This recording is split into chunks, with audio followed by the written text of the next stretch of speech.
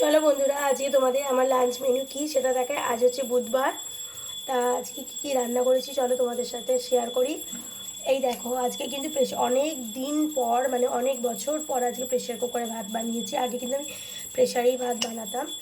তা এই হচ্ছে গরম গরম ভাত। এইখানে দেখো ওল ভাতে কাঁচা লঙ্কা দিয়ে মেখেছি। সর্ষে বাটা দিয়ে ছোটোবেলায় দেখতাম মা মাখতো, বাট সর্ষে বাটা দিয়ে মাখলে গ্যাস হয় বলে এটা মাখি না, অপূর্ব খেতে চায় না। আর এখানে আছে কলমি শাক ভাজা, পেঁয়াজ পোস্ত শুকনো লঙ্কা কালো জিরে ফোড়ন দিয়ে কলমি শাকটা ভেজেছি। এইখানে আছে দেখো ইলিশ মাছ ভাজা আর ইলিশ মাছের তেল। ঠিক আছে,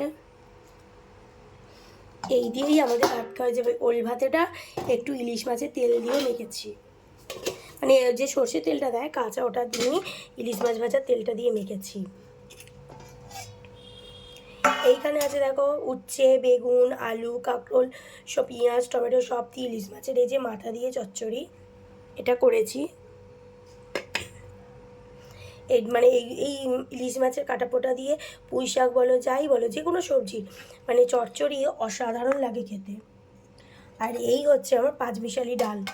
এটা পাঁচমিশালি ডাল মানে এটা আমি মেশাইনি, এটা ওই মার্কেট থেকে যে পাঁচমিশালি ডাল হয় না, ওই কিনে এনেছি সেই পাঁচমিশালি ডাল।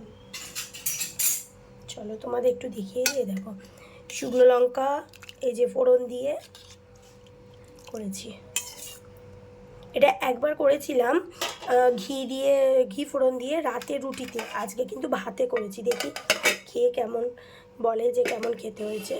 তা এই হচ্ছে আমাদের আজকে দুপুরের খাওয়া দাওয়া। আর মাংসটা করে রাখবো রাত্রিরে, এটা আগে দুপুরের হয়ে যাক, একটু পরে মাংসটা বসাবো। চলো বন্ধুরা, টাটা।